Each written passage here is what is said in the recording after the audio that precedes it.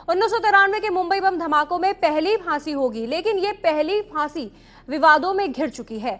फांसी के खिलाफ खड़े होने वाले लोग उस डील का हवाला दे रहे हैं जो साल 1994 में सीबीआई और याकूब मेमन के बीच हुई थी।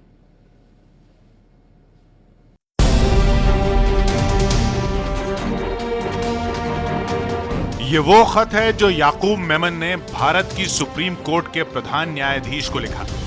इस खत में है उस डील का छोटा सा जिक्र जिसका सच किसी को नहीं पता।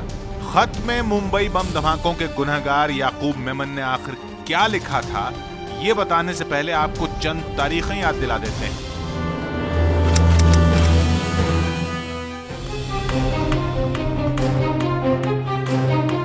22 साल पहले 12 मार्च 1993 को एक के बाद एक लगातार 13 बम धमाकों ने मुंबई को दहला कर रख दिया था।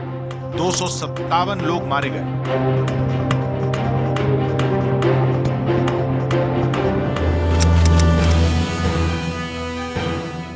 साल 1994 में मुंबई धमाकों से जुड़ा सबसे बड़ा आरोपी दिल्ली में गिरफ्तार हुआ, जिसका नाम है याकूब मेमन।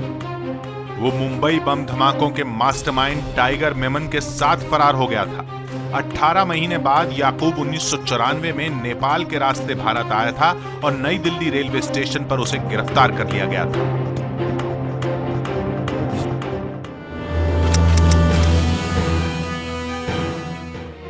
तेरह साल बाद उसे मुंबई की टाडा कोर्ट ने फांसी की सजा सुनाई, जिस पर साल 2013 में सुप्रीम कोर्ट ने भी मोहर लगा दी।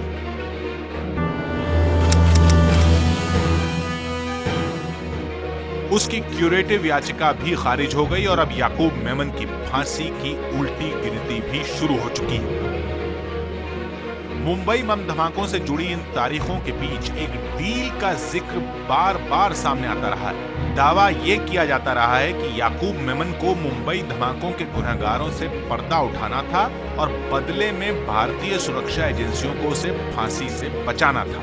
सवाल यह है कि क्या याकूब मेमन और भारतीय सुरक्षा एजेंसियों के बीच वाकई ऐसी कोई डील हुई थी?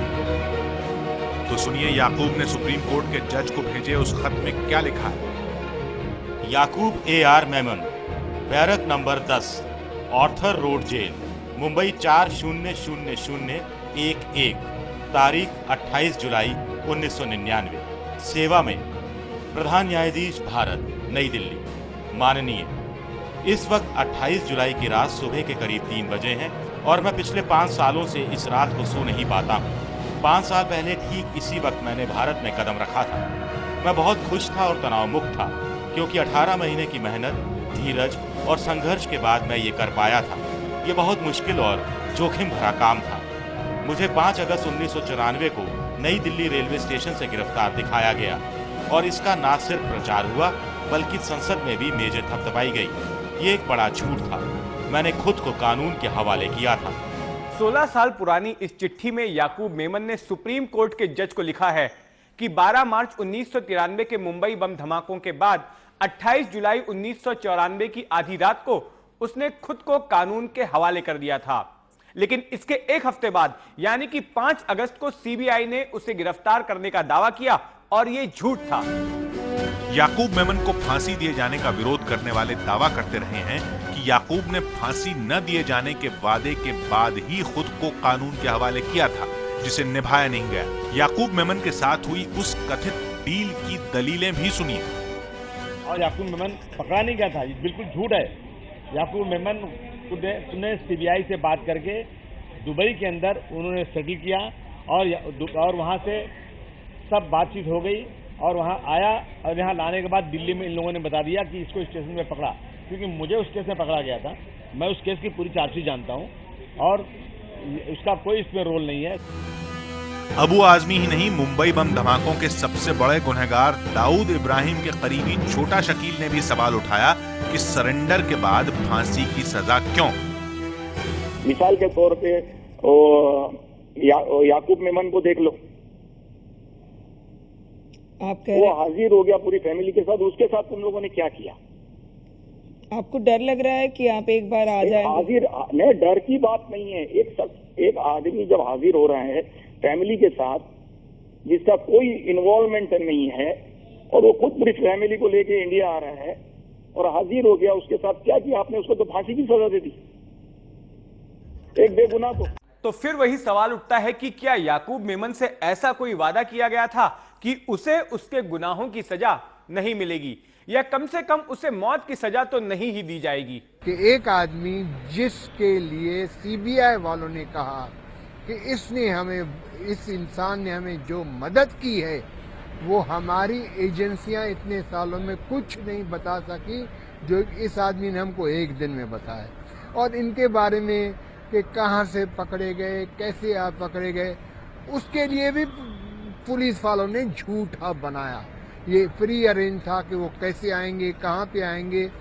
He was in sort of in discussion with the police authorities, and as per that he came down over here. In fact, he was betrayed by the government of India. Shyam Keswani के पास तो सुनाने को CBI की वादा खिलाफी की एक और कहानी भी मौजूद है। इस केस के दौरान शुरू में मुझे एंगेज किया गया था और मैं सीबीआई जो कि इन्वेस्टिगेट कर रही थी मामले को, उनके सीनियर ऑफिसर ने मुझे बुलाया था सचिवालय के सामने जो बंगला है, बंगले हैं, एक बंगले में उन्होंने अपनी बैठक की थी। जब मैं गया तो उन्होंने ये कहा कि आपने बेल एप्लीकेशन तैयार की है।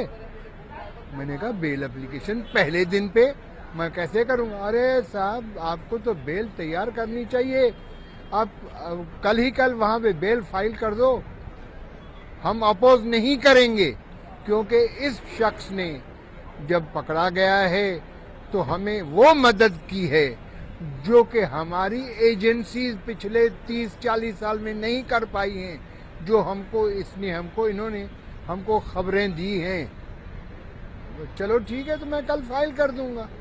नेक्स्ट डे मैंने बेल एप्लीकेशन फाइल की और इन्होंने अपोज की टूथ एंड नेल। तब मुझे वो मिले ऑफिसर, मैंने कहा जनाब कल हमें क्या क्या मजाक कर रहे थे आप, कल क्या बात थी और आज क्या होगा? बोले sir sorry, government of India ने अपना स्टैंड चेंज कर लिया है। उसके बाद तो ये होना ही था।